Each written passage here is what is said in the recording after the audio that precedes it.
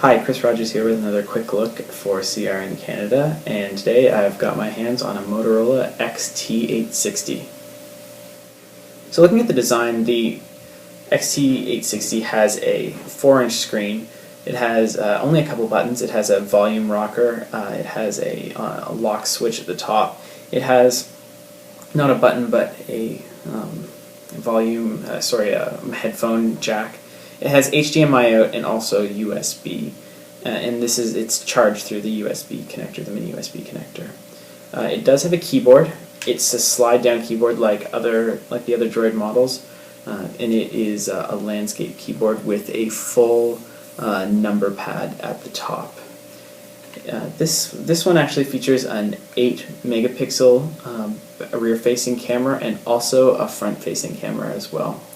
Now the rear-facing camera I've been using for a few days, and it uses an autofocus feature that seems to always be looking for something else to focus on. And it also takes a while for it to focus, so that feature can get kind of annoying after a while. Also, the camera, the pictures that the camera takes, the color seems very washed out in it. So it is an 8-megapixel camera though.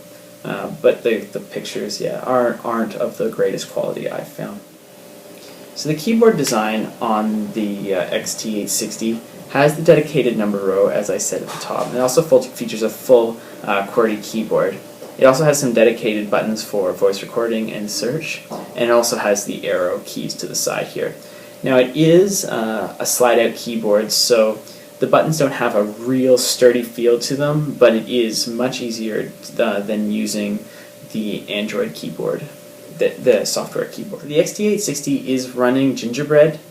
It is pretty stock Gingerbread now that Motorola has done away with Moto Blur and is actually not even referring to it anymore. So you're going to see a fairly stock Android. Oh, let's get out of the camera. It's going to be a fairly stock Android interface. You have a couple different options for widgets, and it's all easily moved around like this, but for the most part it's pretty stock. They have added a few sort of transition animations, things like when you open up the Android market, you can see the transitions. They can be disabled actually in the background in the settings menu. They don't add a whole lot, but they certainly don't detract, and they're actually kind of cool. So pretty stock Gingerbread on the XT860, which is not a bad thing at all. The screen is a 4-inch screen. It's got a 960 by 540 resolution. It is decently sharp. It's a good screen just to look at. It's really bright, and it is also coated with Gorilla Glass, so it's incredibly difficult to scratch as well, which is also good. So overall, the phone just feels like a sturdy phone. It's definitely a phone that you could feel confident just sort of tossing in your pocket and using every day. The only issue with the phone is that it weighs it's 184 grams. I confirmed this. I weighed it myself, and that's what it rang in at, and it just feels heavy. Now that might mean sturdy, but it also just doesn't let you forget that you're carrying it around. If you've got it in your pocket, it feels like you have a brick in your pocket after a while. I know it doesn't seem like much heavier than some other phones, but it does. It just seems to be like an awkward weight for this phone. Now I mentioned that this phone is the cousin of the DROID 3. And it is, I think it's the exact same phone, save for this one is 4G enabled. So you can take advantage of the 4G networks in Canada.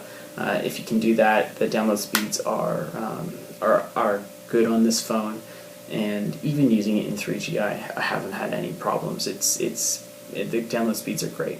So after using this phone for a couple days, it seems to me like a good overall phone just to use for daily use.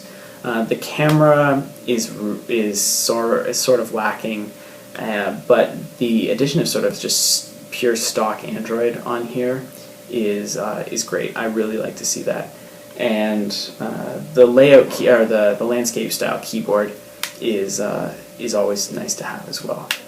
The only drawback I can see right now for this phone is it is rather heavy. Other than that, it's a great sort of everyday phone to have.